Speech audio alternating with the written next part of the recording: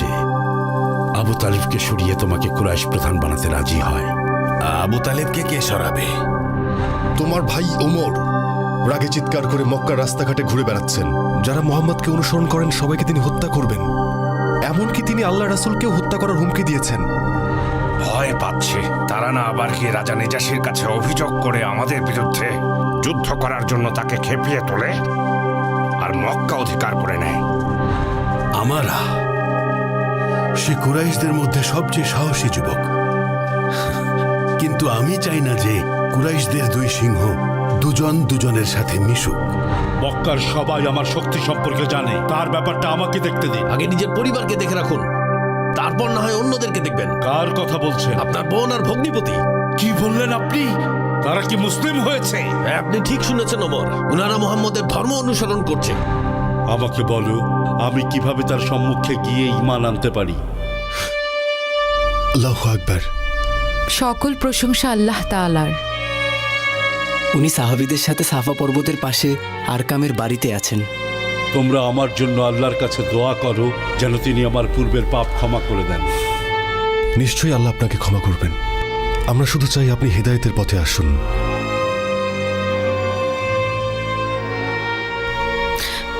আমি কি স্বপ্ন দেখছি সাইদ? ওমর সত্যি ইসলাম গ্রহণ করবেন? হ্যাঁ, করবেন। উনার চোখে আমি ইমানি শক্তি দেখেছি। হে আল্লাহ, আপনি আমার ভাইকে সঠিক পথ প্রদর্শন করুন, তার হৃদয় ইসলামের আলোয় আলোকিত করুন। আমিন।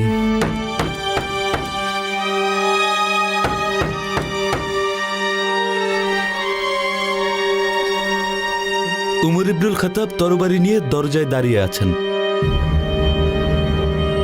ভেতরে আসতে দাও। উনি যদি শান্ত থাকে তাহলে আমরাও ওনার গায়ে আঘাত করব না, আর যদি বিশৃঙ্খলা করে তাকে হত্যা করব।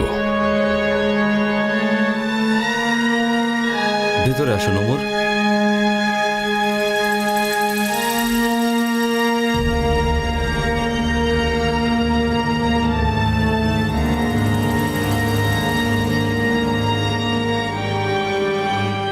মুসলিমদের থেকে দূরে থাকার পরও আপনি কি উদ্দেশ্যে আবার আমাদের এই সভায় এসেছেন?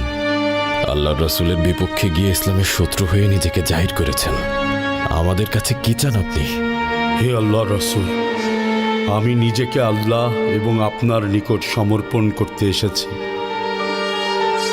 আশহাদু আল্লা ইলাহা ইল্লাল্লাহ ওয়া আশহাদু আন্না মুহাম্মাদান রাসূলুল্লাহ।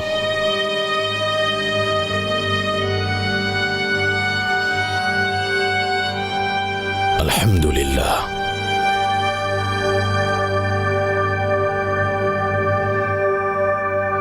আল্লাহু আকবার।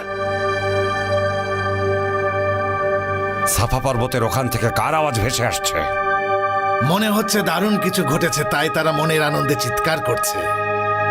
মোহাম্মদকে হত্যা না করা পর্যন্ত আমার জীবনে আনন্দ বলে কিছু নেই।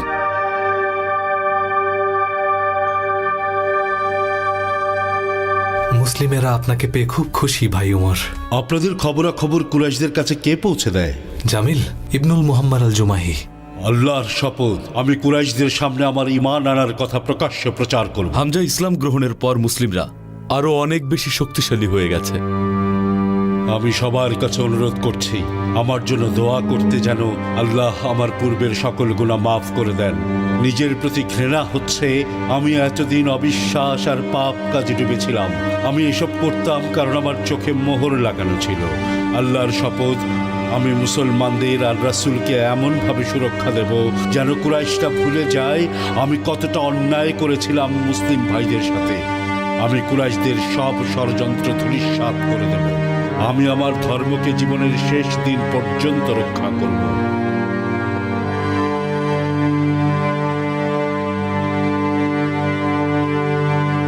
আপনার ভাই জাইদও আছেন। হে আমার ভাই, মুসলমানদের সাথে আমার নিজের ভাইকে দেখতে পেয়ে আমার খুব ভালো লাগলো। আপনাকে দেখে আমিও অনেক খুশি। হে আল্লাহর রাসূল, আমার পূর্বের পাপের আমি কি ক্ষমা পাবো?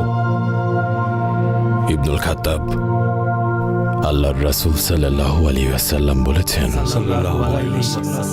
মুসলিম হওয়ার আগে একজন বান্দা যা ভুল করে ইসলাম গ্রহণের পর তা পরিশুদ্ধ করে দেয়।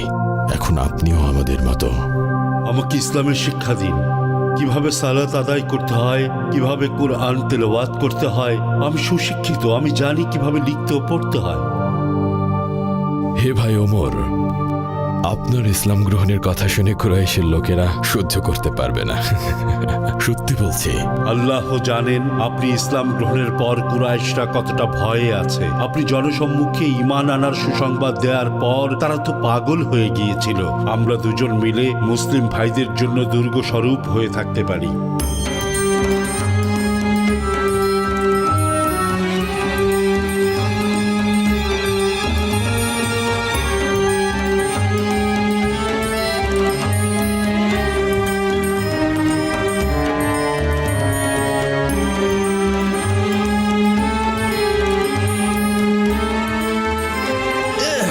তোমার কি হয়েছে? আমারা থামো, কি করছো তুমি? কি অভিশপ্ত? কি জবাব দিব কুরাইশ প্রধানদের?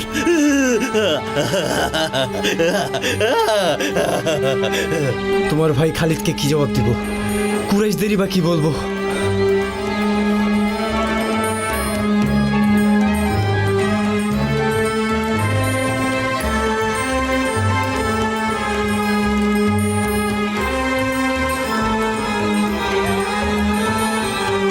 আমারা ইবনুল ওয়ালিদ ইবনুল মুগিরা আল্লাহর রাসূল এবং ওনার সাহাবীদের কাছে ঘৃণিত ব্যক্তিদের মধ্যে অন্যতম ছিল।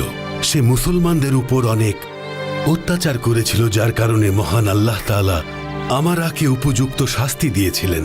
আমারা উন্মাদগ্রস্ত হয়ে অবশেষে আবিসিনিয়ায় মৃত্যুবরণ করে সেই পাপী। আমরু ইবনুল আস অনেক খুঁজেও তাকে আর খুঁজে পায়নি। ইবনে মাম্মার, দরজা খোলো। আমি ওমর ইবনুল খাত্তাব। ভেতরে আসুন ওমর, আপনি বাইরে কেন? শোনো জামিল, তোমাকে জানাতে এসেছি আমি আল্লাহ ও ওনার রাসূলের উপর ঈমান এনেছি। লা ইলাহা ইল্লাল্লাহু ওয়া আন্না মুহাম্মাদান রাসূলুল্লাহ। আপনি অবিশ্বাসী হয়ে তুমি অবিশ্বাসী। আমি নিজেকে মহান আল্লাহর কাছে সঁপে দিয়েছি। আমি একজন সত্যিকারের মুসলিম হয়েছি। সর্বনাশ! শুনুন কুরাইশগণ, ওমর ইবনুল খাত্তাব তার পূর্বপুরুষদের ধর্ম ছেড়ে অবিশ্বাসীদের দলে যোগ দিয়েছেন। তিনি মুহাম্মদের ধর্ম পালন করছেন। শুনুন কুরাইশগণ, খারাপ খবর আছে। আসছে। কে এসেছেন? আমি ওমর ইবনুল খাত্তাব। এসো এসো আমার ভাই, ভেতরে এসো। এখনো আপনার কাছে খবর পৌঁছেনি আবুল হাকাম? কিসের খবরের কথা বলছো? আমি আল্লাহর রাসূলের প্রচার করা ধর্ম ইসলাম গ্রহণ করেছি। এই জঘন্য খবর দিতে এখানে এসেছো তুমি? না, জঘন্য তুমি, কারণ তুমি অবিশ্বাসীদের মধ্যে শ্রেষ্ঠ, আল্লাহর শত্রু।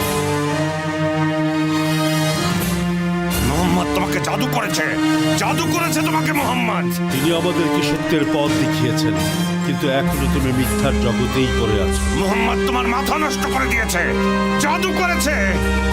ইয়া!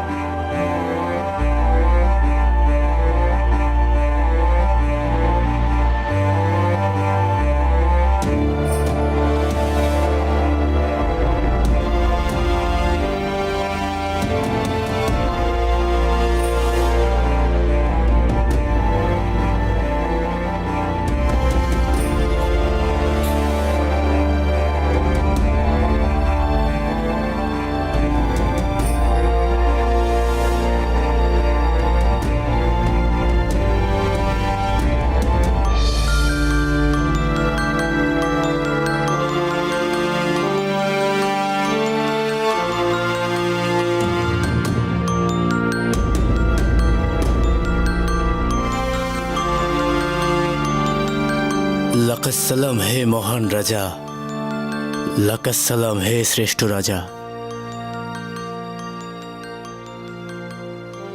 স্বাগতম, স্বাগতম আমার বন্ধু আমর ইবনে আস। বাণিজ্যের জন্য এসেছো?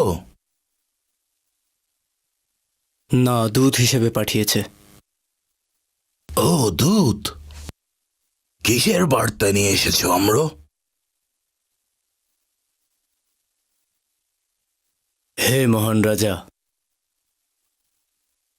আমাদের ভূমির কিছু নির্বোধ মানুষেরা আপনার ভূমিতে আশ্রয় নিয়েছে, যারা পূর্বপুরুষদের ধর্মকে অস্বীকার করেছে। তারা আপনার ধর্ম গ্রহণ করলেও আমরা কিছুই বলতাম না, কিন্তু তারা এমন এক আজব ধর্ম নিয়ে এসেছে যেটা সম্পর্কে না আমরা কিছু জানি না আপনারা। আমার আব্বা, চাচারা আর গোত্রের প্রধানেরা এরা সবাই আমাকে পাঠিয়েছে যেন তাদেরকে ফিরিয়ে নিয়ে একটা উচিত শিক্ষা দিতে পারি।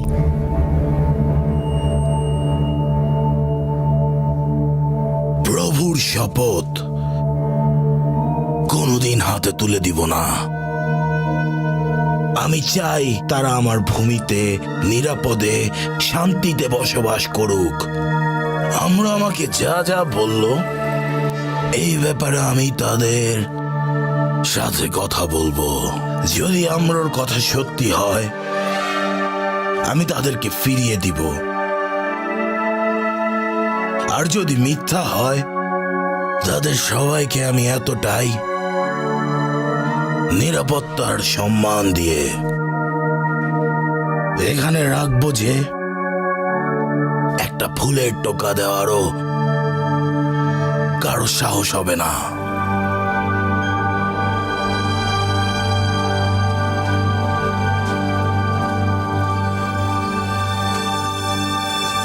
ওই যে উমর ইবনুল খাত্তাব আসছেন, তিনি মোহাম্মদকে অনুসরণ করেন, তার কারণে ওদের এত শক্তি বেড়েছে। কি করছো তুমি উমর? তুমি এত বিজ্ঞ লোক হয়েও কিভাবে পূর্বপুরুষদের ধর্ম ছেড়ে মুহাম্মাদের ধর্মকে অনুসরণ করছো? অন্ধকারে ডুবে আছেন আবু জাহেল। আমি মোহাম্মদকে আল্লাহর রাসূল হিসেবে মানি। সবার সামনে বলছি, আশহাদু আল্লা ইলাহা ইল্লাল্লাহু ওয়া আন্না মুহাম্মাদান রাসূলুল্লাহ। আল্লাহর শপথ, ওনাকে রক্ষার জন্য যে কোনো ভয়ঙ্কর কাজ আমি করতে পারি। আল্লাহর রাসূল সত্যের পথ দেখাচ্ছেন, আর আপনারা মিথ্যায় ডুবে আছেন। আপনারা হবেন জাহান্নামী। কি করছো উমর? হুমকি দিচ্ছ? ভুলে গেছো আমরা কুরাইশদের প্রধান? আপনারা পাপ আর শিরকের মধ্যে বসবাস করছেন। অনেক বাড়াবাড়ি করে ফেলেছো, দেখি তোমাকে এখন কে বাঁচায়। আমাদের ইসলামের মতে কিসের শব্দ হচ্ছে? ওমর ইবনুল খাত্তাব কুরাইশদের সঙ্গে কাবার প্রাঙ্গণে মারামারি করছেন। এখন তোমাকে কে বাঁচায় দেখি। ওকে মারো সবাই। এখনো সময় আছে বলছি, আল্লাহর রাস্তায় ফিরে আসুন। হামজার মুহাম্মদের অনুসারীরা সব এদিকে আসছে। এসব কি হচ্ছে? সে আমাদের সাথে আগে মারামারি শুরু করেছে আবু আমরা। শুনে রাখুন, হ্যাঁ, আমি আগে মারামারি শুরু করেছি। আপনারা আল্লাহর শত্রু, আর মুসলিম ভাইরা আমরা এখন থেকে কাবার সামনে সালাত আদায় করব। দেখি কে আমাদের থামায়। মুসলমানদের জন্য অনেক করেছেন, নিশ্চয়ই আল্লাহ পুরস্কৃত করবেন। আমরা একে একে আমাদের সব শক্তিকে হারিয়ে ফেলছি। প্রথমে উমর, তারপরে হামজা। চলো। আল্লাহর শপথ, আপনারা যত মানুষই আমাদের বাধা দিতে আসেন না কেন, আমরা বিন্দুমাত্র ভয় পাই না।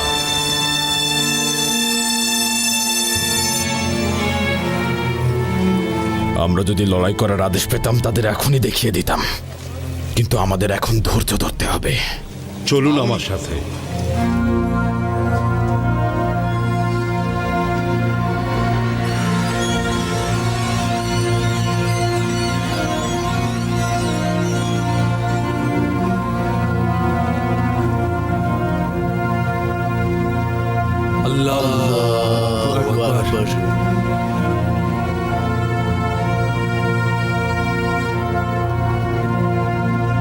কি করছো ওরা?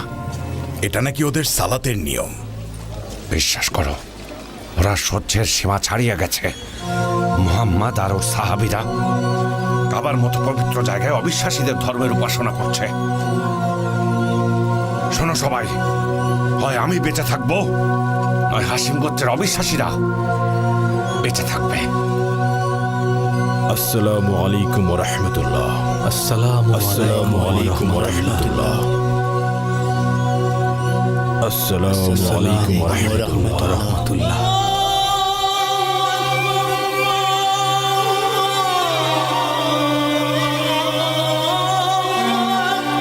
আমিন। হে ভালো রাজা, আমার মানুষদের পক্ষ থেকে আমি কথা বলতে এসেছি আপনার সাথে। আপনি যা ইচ্ছা আমাকে জিজ্ঞেস করতে পারেন।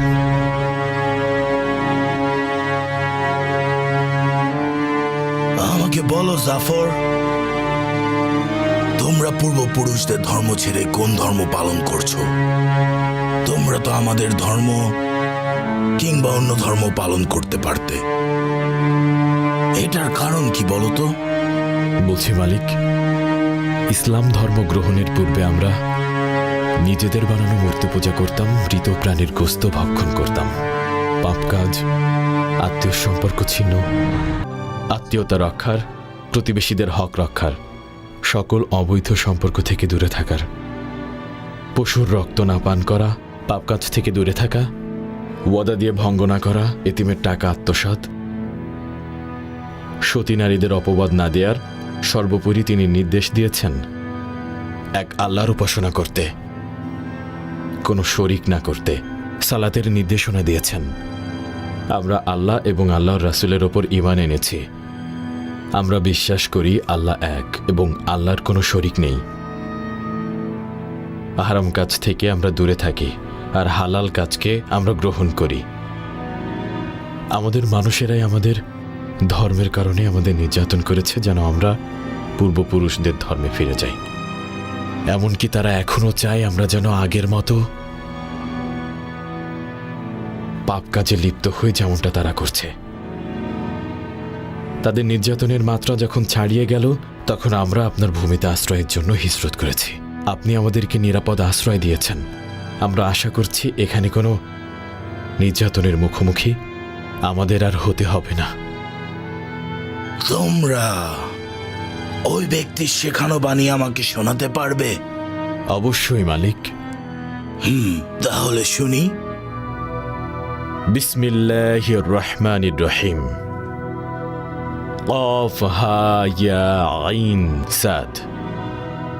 এটা তোমার রবের অনুগ্রহের বিবরণ দাস জাকারিয়ার প্রতি। যখন সে তার রবকে গোপনে ডেকেছিল সে বলেছিল, হে আমার রব, আমার হাড়গুলো দুর্বল হয়ে গেছে এবং বার্ধক্যবশত আমার মাথার চুলগুলো সাদা হয়ে গেছে। আমার রব, আপনার নিকট দোয়া করে আমি কখনো ব্যর্থ হইনি। আমার পরে স্বগোত্রীয়দের সম্পর্কে আশঙ্কা বোধ করছি। আমার স্ত্রী তো বন্ধা, অতএব আপনি আমাকে আপনার পক্ষ থেকে একজন উত্তরাধিকারী দান করুন, যে আমার উত্তরাধিকারী এবং ইয়াকুবের বংশের উত্তরাধিকারী। তাকে পছন্দনীয় বানিয়ে দিন। আল্লাহ বলেন, হে জাকারিয়া, তোমাকে একটি পুত্র সন্তানের সুসংবাদ দিচ্ছি, তার নাম ইয়াহিয়া। ইতোপূর্বে কাউকে আমি এ নাম দেইনি। সে বলল, হে রব, কিভাবে পুত্র সন্তান হবে? আমার স্ত্রী তো বন্ধা আর আমিও তো বার্ধক্যের শেষ পর্যায়ে পৌঁছে গিয়েছি। ফেরেশতারা বললেন, এভাবেই তোমার রব বলেছেন, এটা তোমার জন্য সহজ। আমি তো ইতোপূর্বে তোমাকে সৃষ্টি করেছি, তখন তুমি কিছুই ছিলে না। সে বলল, হে আমার রব, আমার জন্য একটি নিদর্শন ঠিক করে দিন। তিনি বললেন, এটি নিদর্শন যে তুমি সুস্থ থেকে 3 রাত কারো সাথে কথা বলবে না। অতঃপর সে কুৎসি থেকে বের হয়ে তার সম্প্রদায়ের কাছে গেল এবং ইশারায় সকাল সন্ধ্যায় আল্লাহর প্রশংসা ও পবিত্রতা তাদেরকে বর্ণনা করতে বলল। হে ইয়াহিয়া, তুমি কিতাবটিকে দৃঢ়ভাবে আঁকড়ে ধরো। আমিই তাকে শৈশবে প্রজ্ঞা দান করেছি, তাকে স্নেহ, মমতা ও পবিত্রতা দান করেছি এবং সে মুত্তাকি ছিল। আর পিতামাতার প্রতি সে সদাই কখনোই দাম্ভিক কিংবা অবাধ্য ছিল না। আর তার উপর শান্তি, যেদিন সে জন্মেছে, যেদিন মারা যাবে, আর যেদিন তাকে জীবিত অবস্থায় ওঠানো হবে। বাণীগুলো শুনে যিশুর উপর অবতীর্ণ হওয়া পবিত্র বাণীগুলোর মতোই মনে হচ্ছে।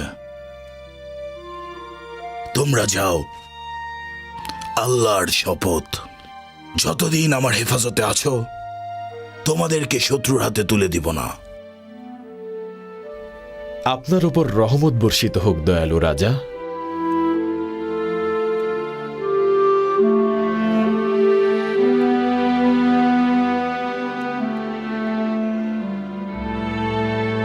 এখানে উপস্থিত কুরাইশগণ, শুনুন কুরাইশ প্রধানগণ, ধর্মত্যাগী বোকারা রাজা নেজাশির ভূমিতে গিয়ে নিরাপদ আশ্রয় গ্রহণ করেছে। ওমর ইবনুল খাত্তাবও ইসলাম গ্রহণ করেছে। সে শক্তিশালী আর সাহসী, আদিগোত্রের সবাই তাকে মানে। ওদিকে হামজার মতো কুরাইশের সিংহ মোহাম্মদের পথে গিয়েছে। এই সব কিছু অবিশ্বাসীদের করেছে শক্তিশালী।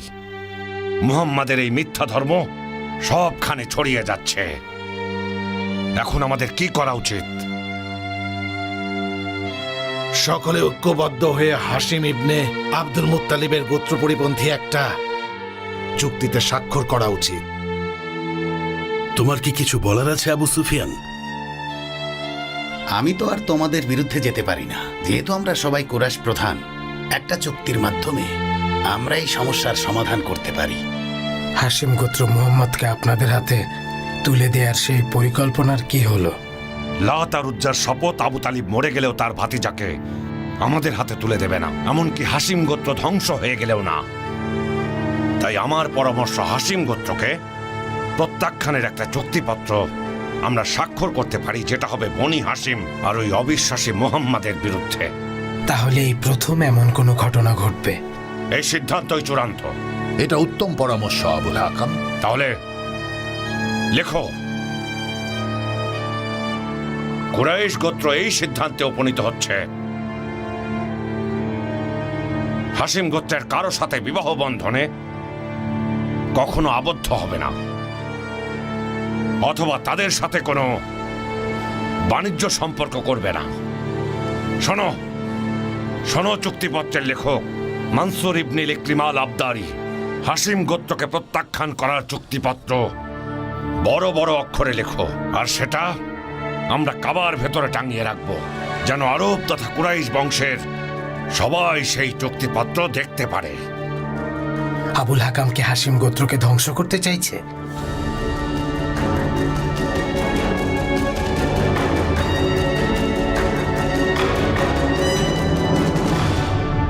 আমার কথা শুনুন মহান রাজা। তোমার আর কি বলার থাকতে পারে? আমরা মুসলিমেরা সত্য, এটা একদম পরিষ্কার, বুঝেছো? একটু শুনুন মালিক। তারা দাবি করে মরিয়মের পুত্র ঈসা হলো আল্লাহর দাস। এটা তুমি কি বললে ইবনুল আস? আমি সত্যি বলছি। আপনার ভূমি থেকে ওদের দ্রুত বের করে দিন, ওরা অবিশ্বাসী। বিচার বিশ্লেষণ ছাড়া কোনো সিদ্ধান্ত নিব না। এখনই মুসলিমদের ডেকে পাঠাও। মুত্তালিবের বংশধর এবং হাসিম গোত্রের সবাই, যতদিন পর্যন্ত আমরা মুহাম্মদকে তাদের হাতে তুলে না দিব, ততদিন কুরাইশেরা নাকি আমাদের প্রত্যাখ্যান করার এক চুক্তি স্বাক্ষর করেছে। এমন ঘটনা আরবে ইতিপূর্বে কখনো ঘটেনি। যতদিন আমরা বেঁচে আছি, মুহাম্মদের গায়ে একটা আঁচড়ও কেউ দিতে পারবে না। তাই যাদের ইচ্ছা আমার আশেপাশের ভূমিতে আশ্রয় নিতে পারো, আর যারা কুরাইশের পক্ষে তাদের এখানেই থাকতে দাও। আমাদের ইচ্ছা শক্তি আর হৃদয় ভঙ্গ করার কোনো অধিকার ওদের নেই। একজন মানুষকে সুরক্ষা দিয়ে কিভাবে রাখতে হয় তার নজির সেটা আমরা সৃষ্টি করে দেখাবো। আগামীকাল থেকে কুরাইশদের সাথে সব ধরনের সম্পর্ক ছিন্ন করব। যাদের ইচ্ছা তারা আমাকে অনুসরণ করতে পারো, আর যাদের ইচ্ছা নেই তারা আবু জাহেলকে অনুসরণ করতে পারো। আমি এতে কিছুই মনে করব না, এমনকি সমগ্র কুরাইশ বংশের কেউ কিছুই মনে করবে না। এ বিষয়ে কেউ যদি কিছু বলতে চাও, তাহলে নিঃসংকোচে নির্দ্বিধায় এখানে বলতে পারো, কাউকে তোমার ভয় পেতে হবে না। আমরা আপনার সাথে আছি আবু তালেব। না, কখনোই কুরাইশদের বিপক্ষে যাব না। তাহলে আমাদের সাথে সম্পর্ক ছিন্ন করো আব্দুল উজ্জা। আমাদের গোত্র থেকে আলাদা হয়ে যাও। আজ থেকে তুমি সম্পূর্ণ একা। একা কিভাবে? কুরাইশদের বাদ দিয়ে হাসিম আর মুত্তালিবের বংশধর টিকে থাকতে পারবে? তাদেরকে তো খাবার আর পানি ছাড়া মরতে হবে। কোনো সামাজিক আর বৈবাহিক সম্পর্ক ছিন্ন করে টিকে থাকতে পারবে? সন্তানদের মৃত্যু দেখতে পারবে? কিভাবে? আমাদের বিপদের মুখে ঠেলে দিচ্ছ আবু তালিব। শুনুন আব্দুল উজ্জা, আমরা আমাদের ভাই আবু তালেবের সাথেই থাকব। তাই ভালো হবে আমাদের ছেড়ে কুরাইশ মুশরিকদের কাছে চলে যান, কারণ আপনার বেঈমানি আমার সহ্য হচ্ছে না।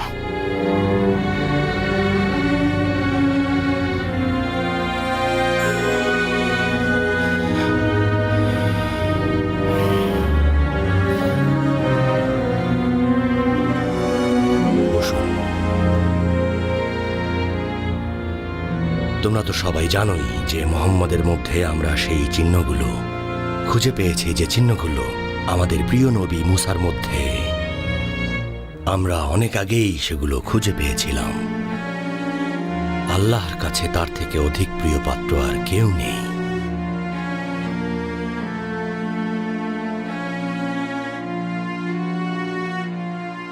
তারা বলল, আমরা একটা কোলের বাচ্চার সঙ্গে কিভাবে কথা বলবো যে এখনো দোলনায় দোলে? শিশুটি বলল, আমি তো আল্লাহর বান্দা, তিনিই আমাকে কিতাব দিয়েছেন এবং আমাকে নবী বানিয়েছেন। আর যেখানেই আমি থাকি না কেন তিনি আমাকে বরকতময় করেছেন, এবং যতদিন আমি জীবিত থাকি তিনি আমাকে সালাত ও জাকাত আদায় করতে আদেশ দিয়েছেন। আমাকে মায়ের প্রতি অনুগত করেছেন এবং তিনি আমাকে অহংকারী অবদ্ধ করেননি। আর আমার উপর শান্তি যেদিন আমি জন্মেছি এবং যেদিন আমি মারা যাব, আর যেদিন আমাকে জীবিত অবস্থায় ওঠানো হবে। এই হচ্ছে মরিয়মের পুত্র ঈসা। এটাই সঠিক বক্তব্য যে বিষয়ে লোকেরা সন্দেহ করছে। আমার জীবনে এরকম সত্যনিষ্ঠ কথা এর আগে আমি কখনো শুনিনি। আমি সব সময় ভাবতাম ঈসা হয়তো মা মরিয়মেরই পুত্র, যে তোমাদের ক্ষতি করার চেষ্টা করবে তাদেরকে আমি নিজ হাতে শাস্তি দেব। কথা দিচ্ছি, আমি বেঁচে থাকতে কেউ তোমাদের ক্ষতি করতে পারবে না, যদি এক পাহাড় সম পরিমাণ স্বর্ণ দেওয়া হয়। আমরার উপহারগুলো ফিরিয়ে দাও, আমি কিছুতেই নেব না ওগুলো। আল্লাহ যেদিন আমাকে আমার রাজত্ব ফিরিয়ে দিয়েছিলেন তিনি কোনো উপরি পাওনা নেননি, আমিও কোনো উপরি পাওনা নিব না। এত বড় রাজ্যের যে দায়িত্ব দিয়েছেন, আমার কি তার কথা মানা উচিত না?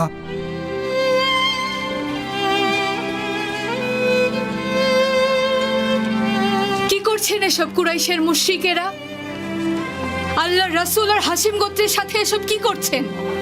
আল্লাহর শাস্তি থেকে আপনাদের মুক্তি নেই। উসামা, আমার কাছে আসো, আমার বুকে আসো বাবা। আল্লাহ আমাদের যেন সবসময় রাসূল আর হাশিম গোত্রের পাশে থাকার তৌফিক দেন। আল্লাহ নিশ্চয়ই ওনাদের উপযুক্ত শাস্তি দেবেন। চলো।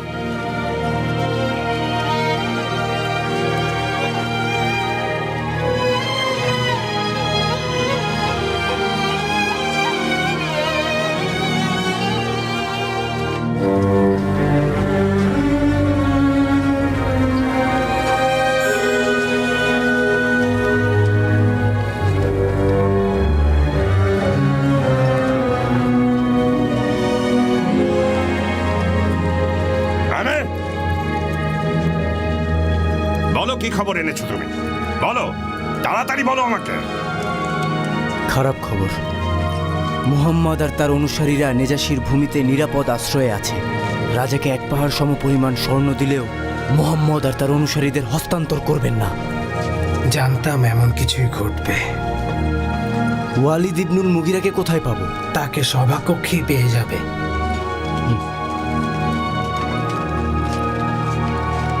আমার কথাগুলো লুয়াই গোত্র তোমাদের মানুষদের কাছে পৌঁছে দিও। বিশেষ করে আজকে যারা কাবি গোত্রের প্রতিনিধিত্ব করছো, তোমরা কি জানো না আমরা মুহাম্মদকে নবী হিসেবে পেয়েছি যেমন করে মুসা আলাইহিস সালামকে পেয়েছিলাম। মুহাম্মদ এমন একজন ব্যক্তি যাকে সবাই ভালোবাসে। আল্লাহর কাছে ওর চেয়ে অধিক প্রিয় আর কেউ নেই। যে চুক্তিপত্র লেখা হয়েছে তার জন্য আল্লাহর গজব নেমে আসবে। তাই মৃত্যু তোমাদের কাছে আসার আগেই জেগে ওঠো, না হলে যে কখনোই পাপ করেনি সেও পাপী হিসেবে গণ্য হবে। মনে রাখবে, মিথ্যেবাদীদের কথায় কখনোই কান দেবে না তোমরা।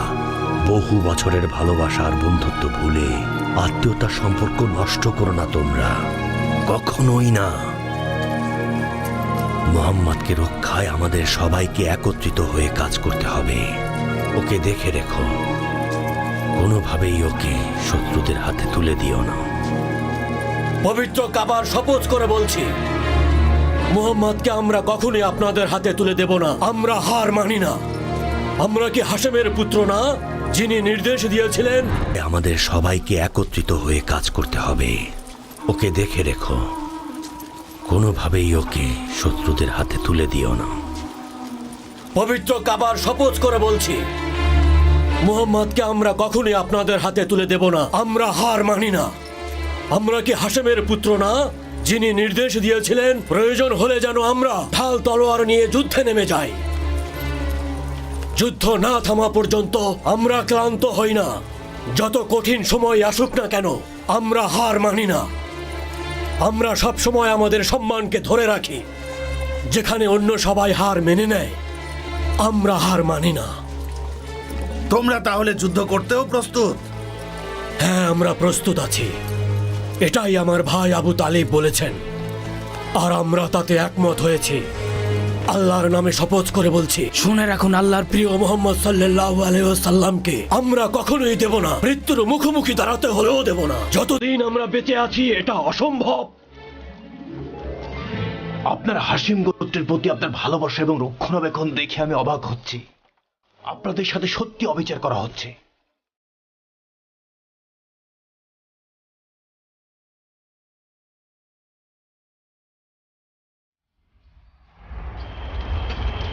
হাশিম গোত্রের কাছে যাও।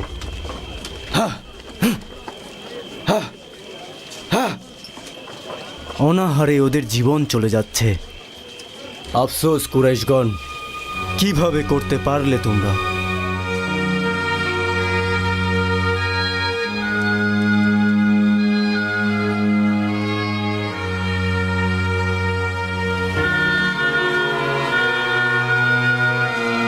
এত ভালো কাজ নিশ্চয়ই কোনো দয়ালু লোক করেছে। হে হাশিমের পুত্র, একজন দয়ালু লোক আমাদের জন্য খাবার পাঠিয়েছে।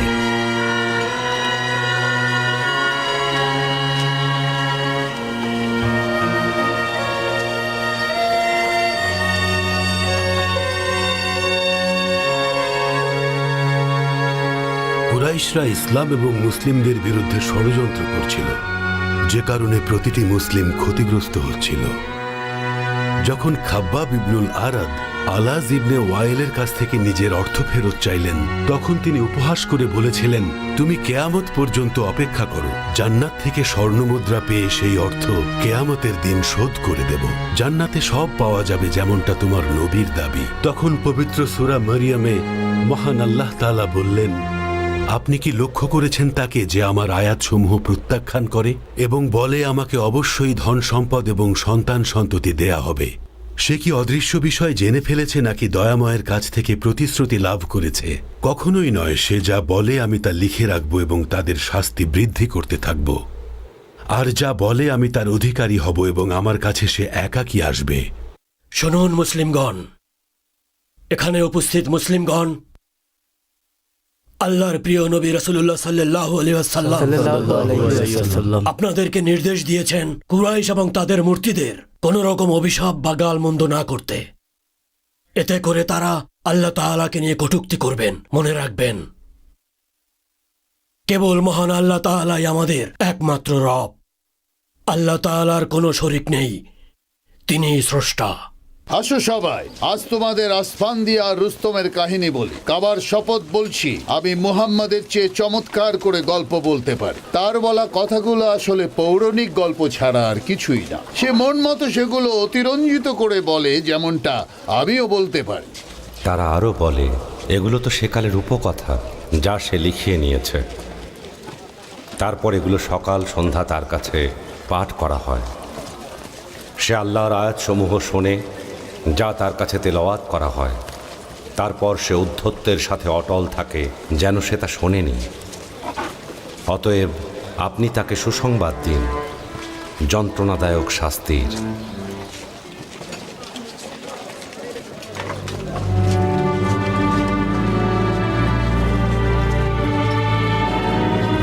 ওটা আল-আকনাস বিন সুরাইক না? হ্যাঁ, আল্লাহর শত্রু।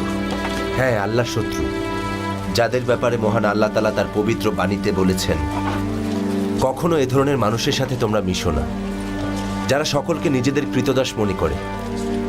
এরা কখনো কারোর জন্য শুভ কিছু করে না। এরা সব সময় পাপের সমুদ্রে ডুবে থাকে। এরা সবসময় উগ্র আচরণ করে, কারণ এদের হৃদয় থাকে কলুষিত, আর সে কারণেই এরা আমার শত্রু। যখন উব্বাত ইবনে আবু মুয়াইয়েদ উবাই ইবনে খালাবকে রাজি করালো রাসূলুল্লাহ সাল্লাল্লাহু আলাইহি ওয়াসাল্লামকে কটূক্তি করার জন্য, তখন মহান আল্লাহ তাআলা বললেন, জালিম ব্যক্তি সেদিন নিজের দুহাত দংশন করতে করতে বলবে, হায় আমি যদি রাসূলের সাথে সৎপথ অবলম্বন করতাম।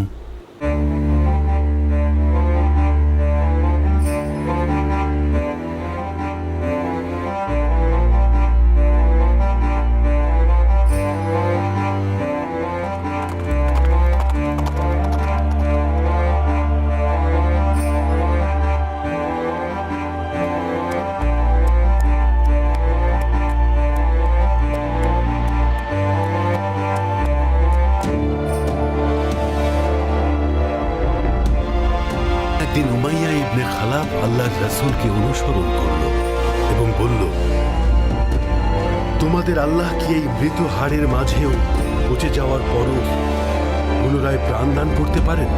এবং তারপর তিনি তার হাত থেকে হাড়টা রাসূলুল্লাহ সাল্লাল্লাহু আলাইহি ওয়াসাল্লামকে দিলেন।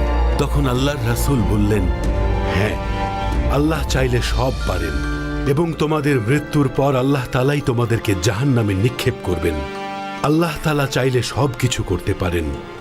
মহান আল্লাহ তাআলা এই সম্পর্কে বললেন, আর মানুষ আমার সম্পর্কে উপমা রচনা করে, অথচ আর সে নিজে কিভাবে সৃষ্টি হয়েছে সে কথাই ভুলে যায়। আর সে বলে, কে অস্থিতে প্রাণ সঞ্চার করবে যখন সেই হাড় পচে গলে নষ্ট হয়ে যাবে? বলুন, যিনি প্রথমবার এগুলোকে সৃষ্টি করেছেন তিনিই পুনর্জীবিত করবেন, আর তিনিই সকল সৃষ্টি সম্পর্কে সর্বজ্ঞাত।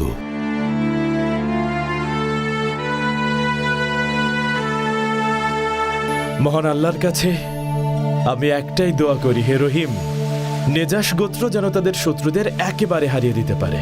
সুসংবাদ, সুসংবাদ, সুসংবাদ! রাজা নেজাশী তার শত্রুদের পরাজিত করেছেন। আলহামদুলিল্লাহ, আলহামদুলিল্লাহ।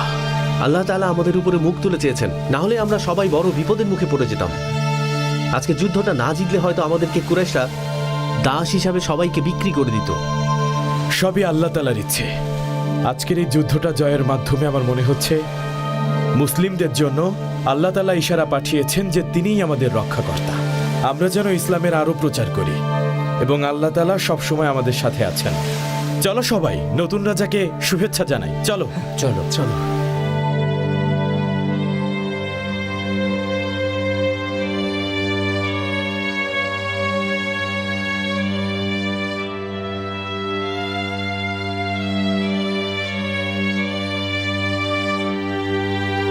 মালিক, আমরা আপনার সাথে এখানে বিজয়ের আনন্দ ভাগ করতে এসেছি।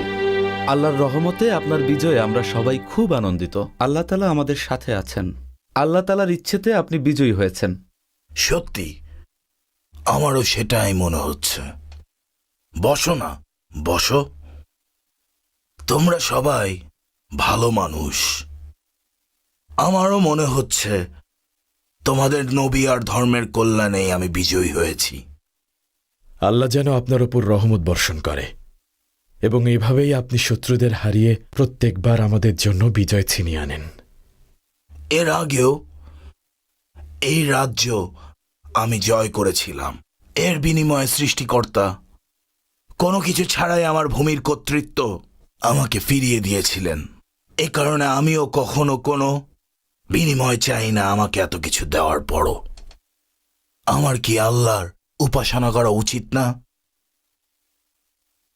একজন রাজাকে কি এসব বলা ঠিক হবে? না, আমি নিজেই সেই ঘটনা বলতে চাই। আমার পিতা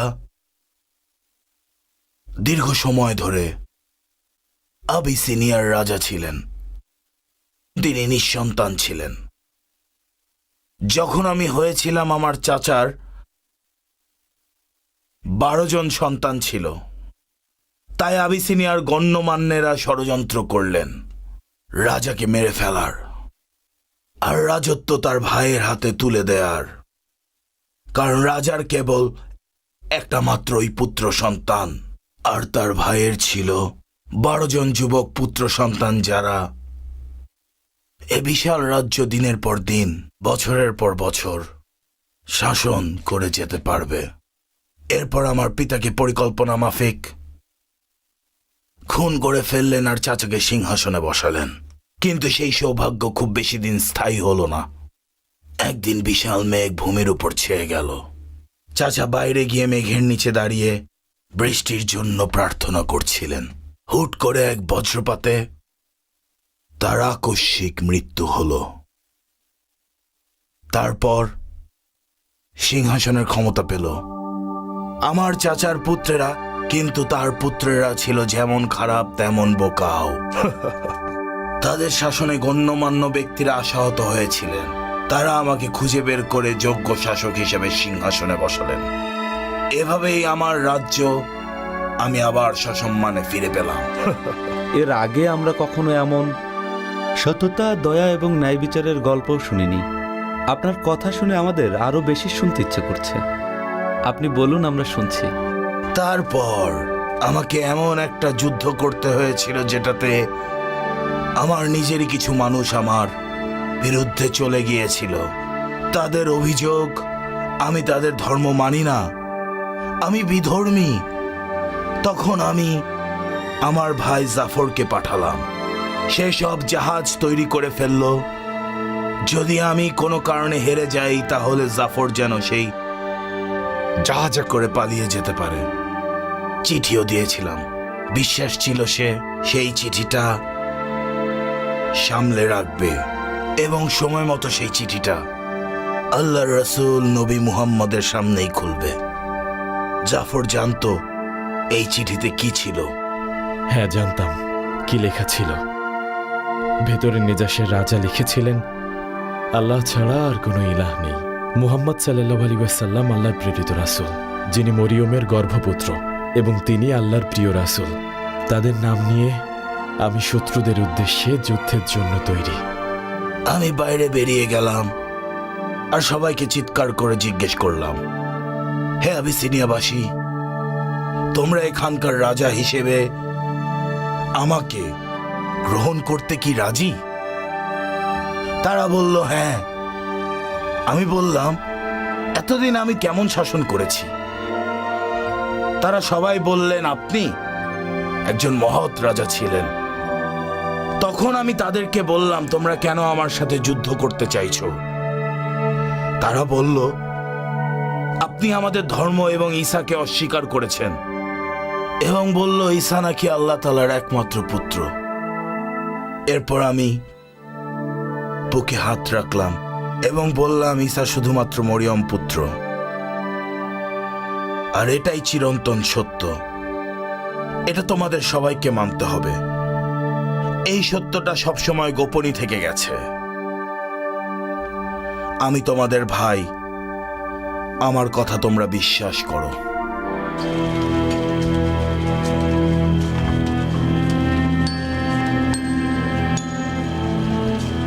হাকিম বিন হাজাম, এ সময় আপনি উট নিয়ে কোথায় যাচ্ছেন? দেখি, আপনি হাসিম গোত্রের জন্য খাবার নিয়ে যাচ্ছেন। এ কথা আমি মক্কার সবাইকে জানিয়ে দেব। এই গমের বস্তা আমার ফুপি খাদিজা ইবনে খুয়াইলিদের, শুধু ফেরত দিতে এসেছি। একটা গমের দানাও আপনি নিয়ে যেতে পারবেন না। তার আমানত খেয়ানত করা কি উচিত? তাহলে কন্যাদের নিয়ে অভুক্ত হয়ে সে মারা যাবে। বলে মরুক, ওর পুরো পরিবার মরে যাক, মরুক। কি জঘন্য হৃদয়হীন মানুষ তুমি! আল্লাহর শপথ, বস্তাটা তার কাছে নিবই, তুমি যাই করো না কেন। না, পারবেন না। এর পরিণাম কিন্তু আপনার জন্য ভালো হবে না। আপনারা দুজন কেন ঝগড়া করছেন? উনি হাসিম গোত্রের জন্য এখান থেকে খাবার নিয়ে যাচ্ছিলেন। এটা সত্যি? এই খাবার আমি আমার ফুপির জন্য নিয়ে যাচ্ছিলাম। কখনো নিয়ে যেতে পারবেন না আপনি, কখনো না। হ্যাঁ, পারবেন না আপনি। চলো। শুনুন, এদিকে আসুন। আমি বলছি, আপনার উটকে হাসিম গোত্রের কাছে পাঠান। আমার মনে হচ্ছে সময় চলে এসেছে। আর কতদিন চলবে সব? যান। এই গমের বস্তা আমার ফুপি খাদিজা ইবনে খুয়াইলিদের, শুধু ফেরত দিতে এসেছি। একটা গমের দানাও আপনি নিয়ে যেতে পারবেন না। তার আমানত খেয়ানত করা কি উচিত? তাহলে কন্যাদের নিয়ে অভুক্ত হয়ে সে মারা যাবে। বলে মরুক, ওর পুরো পরিবার মরে যাক, মরুক। কি জঘন্য হৃদয়হীন মানুষ তুমি! আল্লাহর শপথ বস্তাটা তার কাছে নিবই, তুমি যাই করো না কেন। না, পারবেন না। এর পরিণাম কিন্তু আপনার জন্য ভালো হবে না। আপনারা দুজন কেন ঝগড়া করছেন? উনি হাসিম গোত্রের জন্য এখান থেকে খাবার নিয়ে যাচ্ছিলেন। এটা সত্যি?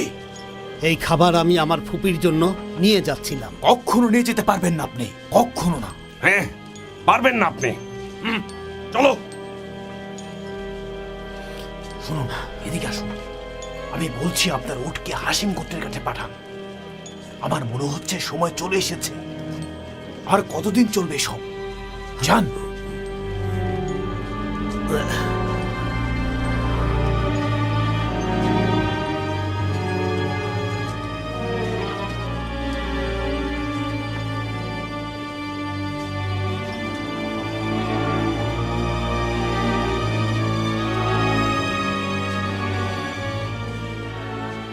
আপনি অনেক দয়ালু হাকিম। আল্লাহ তাআলা সব সময় আপনার সহায় হবে। ইসলামের জন্য আপনি যা করছেন আমরা কোনোদিনও তা ভুলব না।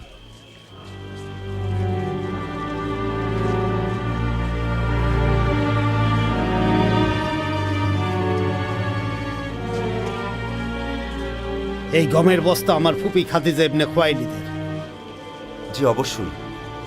ওরা সবাই তাঁবুতে ক্ষুধার যন্ত্রণায় কাতরাচ্ছে।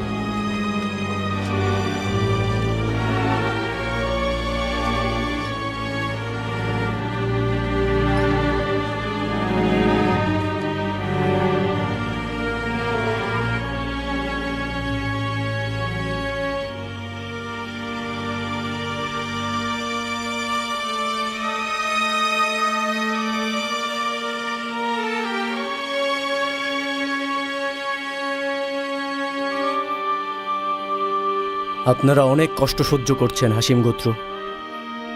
কুরাইশ, আপনাদের মনে কি একটু দয়া মায়া নেই? আমি আমার শেষ নিঃশ্বাস পর্যন্ত আপনাদের জন্য করব, যা কিছুই হয়ে যাক না কেন।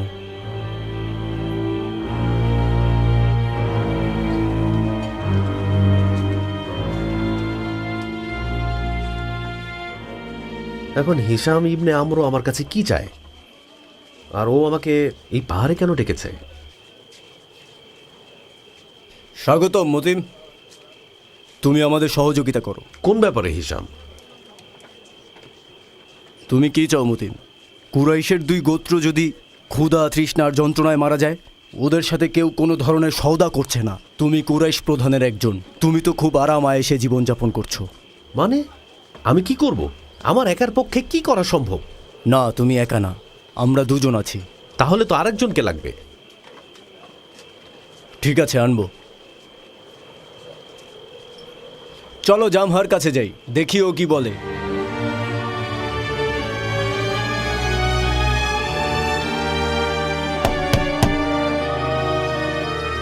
এত রাতে কি? আমি হিশাম বিন আমর। আমিন গোত্রের হিশাম? আসুন আসুন, স্বাগতম। এত রাতে এখানে? বলুন কি হয়েছে? কুরাইশ বংশ হাসিম গোত্রের সাথে যা করছে সেটা কিন্তু এখন সকল সীমা অতিক্রম করে যাচ্ছে। এই ব্যাপারে কি ভাবছেন আবুল বাক্তারি? এমন কেউ কি আছে যে আমাদের সাহায্য করতে পারে? হ্যাঁ আছে, আমি, জুহাইর আর মতিম। তাহলে আমিও থাকবো। চলুন আরেকজনকে খুঁজি। এবার বলো জামহা। হ্যাঁ, আমি থাকবো। ওদের অত্যাচারের বিরুদ্ধে কথা বলার সময় এসেছে। কালকে কুরাইশদের সমাবেশে চলে এসো।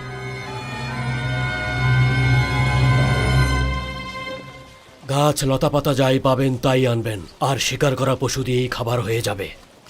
যত যাই হোক, আমরা শত্রুদের কাছে হার মানব না। রহমত বর্ষিত হোক, তোমার উপর রহমত বর্ষিত হোক হামজা। আমি ততক্ষণ পর্যন্ত থামবো না যতক্ষণ না তারা মুহাম্মদকে আমাদের হাতে তুলে দেয়। আমি কিছু বলতে চাই। বলো, কি বলবে? আমরা আপনারা শুনুন সবাই, আমরা কিভাবে দানা মুখে তুলব যেখানে হাসিম গোত্র না খেয়ে ধীরে ধীরে ক্ষুধা তৃষ্ণায় মারা যাচ্ছে। মহান আল্লাহ কিন্তু এই আযাব আর বেশি দিন সহ্য করবেন না। ব্যাস, কখনো না, আমরা এটা মানবো না। আমরা কখনোই এই সিদ্ধান্তের সাথে একমত ছিলাম না। জামহা সত্যি বলছি, আল্লাহর নামে বলছি, আমাদের বংশে যা করার নির্দেশ নেই তা আমরা করব না। তার মানে রাতের অন্ধকারে তোমরা সবাই আমার অগোচরে গিয়ে সব ষড়যন্ত্র করে বেড়াচ্ছ। হাসিম গোত্রের বিরুদ্ধে আপনার এই অন্যায় আমরা আর মেনে নেব না। না, আমি এটা কখনো হতে দেব না। আমরাও এটা কখনো হতে দেব না। আবুল হাকাম, থামো তোমরা।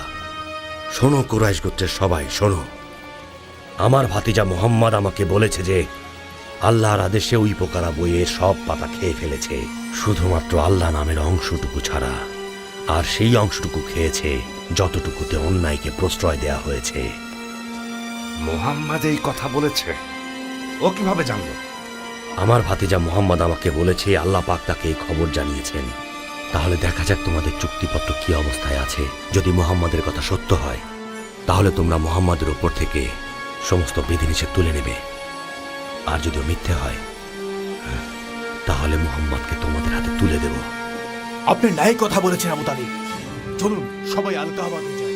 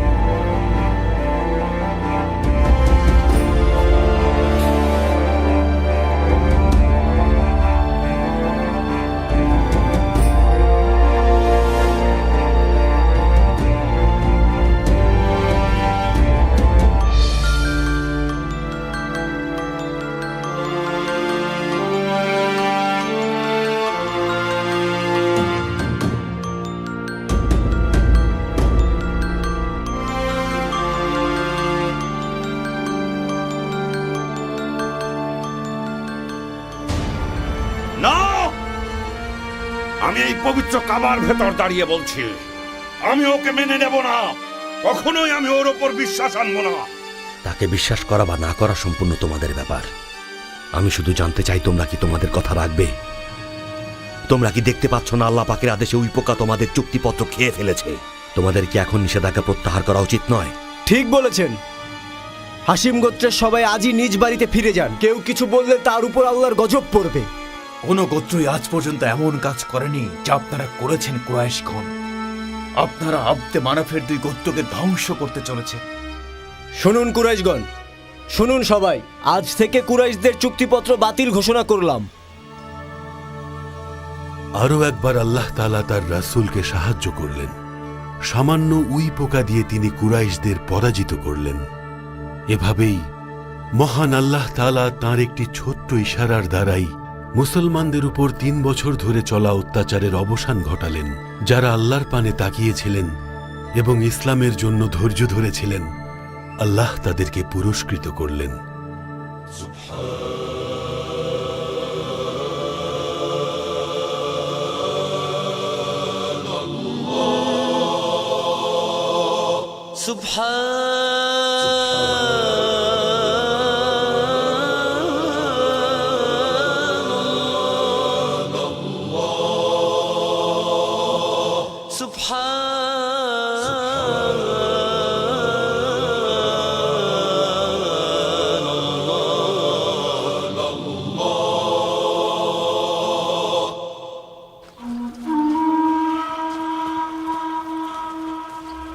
আল্লাহর নবী সবার উদ্দেশ্যে বলেছেন, আল্লাহ রহম করেছেন। একমাত্র তিনিই জানেন কিভাবে ওই পোকা চুক্তিপত্র খেয়ে ফেলেছে। সেই সাথে তোমরা সবাইকে সত্যটা বলো, না হলে মানুষ অনেক মিথ্যা গল্প রটিয়ে দেবে। এমন ঘটনা জাদু দিয়েও কেউ ঘটাতে পারবে না।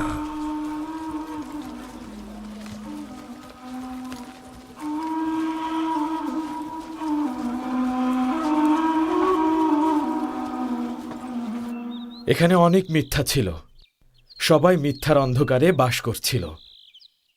কিন্তু কি লাভ হলো? সত্য সবার সামনে এলো।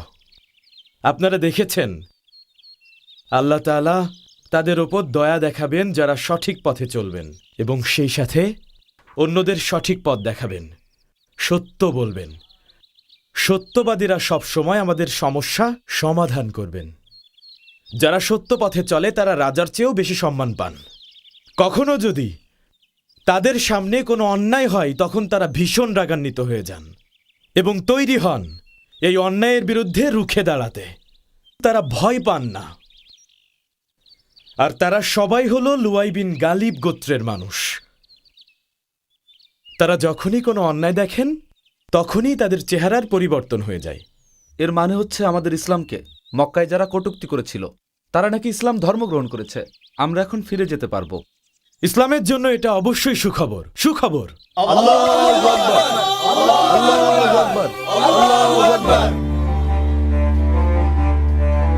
তারা কঠিন যন্ত্রণার মধ্য দিয়ে রাত কাটিয়ে যাচ্ছেন, কিন্তু প্রত্যেক দিন ভোরে তারা নতুন আশা নিয়ে জেগে উঠতেন।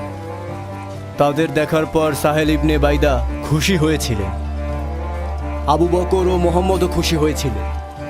এই ঘটনার পরে মানুষ অন্যায়ের বিরোধিতা শুরু করে। তোমার সামনে যখনই তুমি কোনো অন্যায় ঘটনা ঘটতে দেখবে, হুসাইদের কথা মনে করবে, নিজেদের ভবিষ্যতের কথা ভাববে এবং মনে রাখবে একবার একজন কবি বলেছিলেন, যেখানে অন্ধকার থাকবে সেখানেই তো আলো আসবে। তোমরা অন্যায়ের বিরোধিতা করো, একদিন আলোর মুখ দেখবেই। তুমি ঠিক বলেছো হিসাব। তুমি, আবুল বাখতারি, জুহাইর আর মুতিম ইবনে আদি, তোমরা অবশ্যই পুরস্কৃত হবে। হাশেম গোত্রের জন্য তোমরা অনেক কিছু করেছো।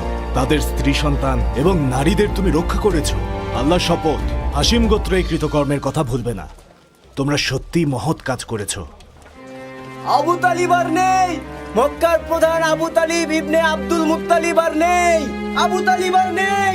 হাশিম গোত্রকে প্রত্যাহারের চুক্তিপত্র টুকরো টুকরো হয়ে যাওয়ার কয়েকদিন পর চাচা আবু তালিব এবং রাসূলের স্ত্রী খাদিজা রাদিয়াল্লাহু তাআলা মৃত্যুবরণ করেন।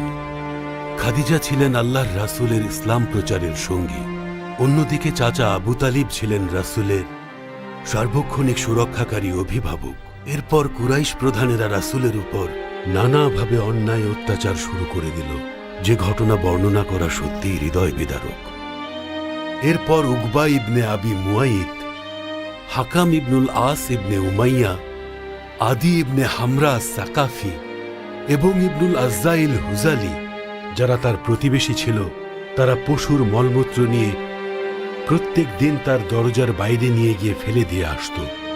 নানাভাবে তাকে কটূক্তি করত এবং তার চলার পথে তারা প্রত্যেক দিন কাঁটা বিছিয়ে রাখত। এভাবে অত্যাচার করত। রাসূল সাল্লাল্লাহু আলাইহি ওয়াসাল্লাম যখন সালাত আদায় করতেন, তখন তার মাথার উপরে তারা উটের পচা অংশবিশেষ চাপিয়ে দিত। কিন্তু আল্লাহর রাসূল ছিলেন অসীম ধৈর্যশীল ব্যক্তি। আল্লাহর রাসূল সাল্লাল্লাহু আলাইহি ওয়াসাল্লাম কখনো ওনার কোনো শত্রুর উপর প্রতিশোধ নিতেন না। আবু তালিব এবং ওনার স্ত্রীর মৃত্যুর পর সকল মুসলিমদের উপর শোকের ছায়া নেমে এসেছিল, বিশেষ করে আল্লাহর রাসূলের উপর। কুরাইশদের অত্যাচার এবং প্রিয়জনদের মৃত্যুর কারণে মহানবী সে বছরের নাম রেখেছিলেন আমুল মজল বা দুঃখের বছর।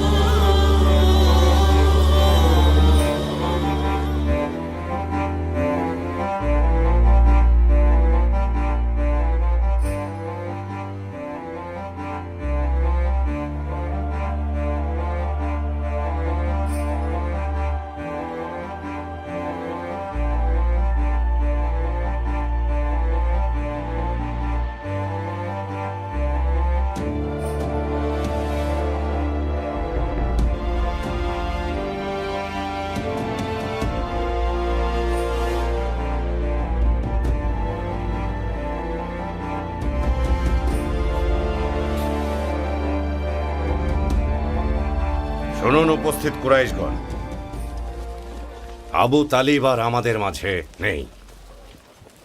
এখন তাহলে ওই হাশিম গোত্র আর আব্দুল মুত্তালিবের বংশের কোনো প্রধান নেই।